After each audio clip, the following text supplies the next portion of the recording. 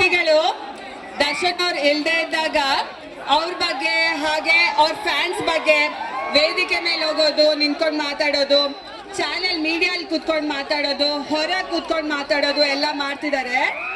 ಅದೇ ಜನಗಳು ದರ್ಶನ್ ಅವ್ರು ಇದ್ದಾಗ ಅವ್ರು ಬೆಂಗಳೂರಲ್ಲಿ ಇರ್ತಾರಾ ಇಲ್ವಾ ಅಂತಾನೆ ಗೊತ್ತಾಗಲ್ಲ, ಎಲ್ಲಿ ಮಾಯ ಆಗ್ತಾರೆ ಅಂತಾನೂ ಗೊತ್ತಾಗಲ್ಲ.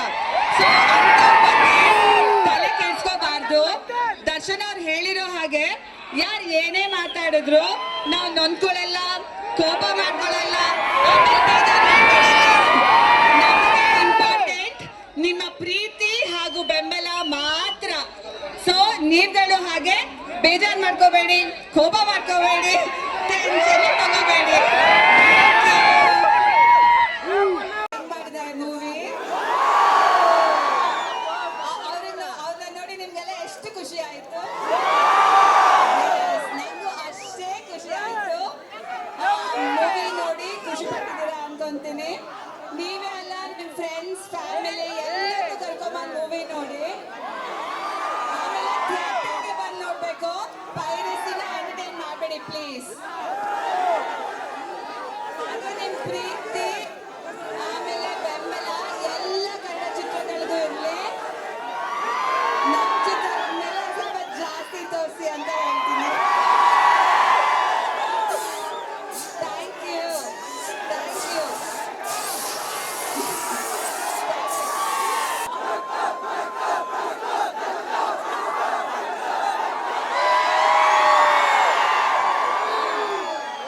ನಮಸ್ಕಾರ Davanagere.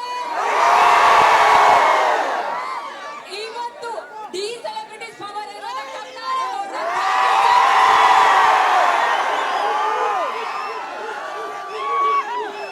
Thank you, thank you, thank you, thank you. ಈ ವೇದಿಕೆ ಮುಖಾಂತರ ನಮ್ಮ ನಿಮ್ಮೆಲ್ಲರ ಪ್ರೀತಿಯ ಚಾಲೆಂಜಿಂಗ್ ಸ್ಟಾರ್ ದರ್ಶನ್ ಸರ್ ಅವರಿಗೆ ಹಾಗೂ ನಿಮ್ಮೆಲ್ಲರ ಪ್ರೀತಿಯ ಅತ್ತಿಗೆಗೆ ಥ್ಯಾಂಕ್ ಯು ಹೇಳಕ್ ಇಷ್ಟಪಡ್ತೀನಿ. ಎಷ್ಟು ಖುಷಿ ಆಯ್ತು ಅವ್ರನ್ನ ಇಲ್ಲಿ ನೋಡಿ ನಿಮ್ಗೆಲ್ಲ.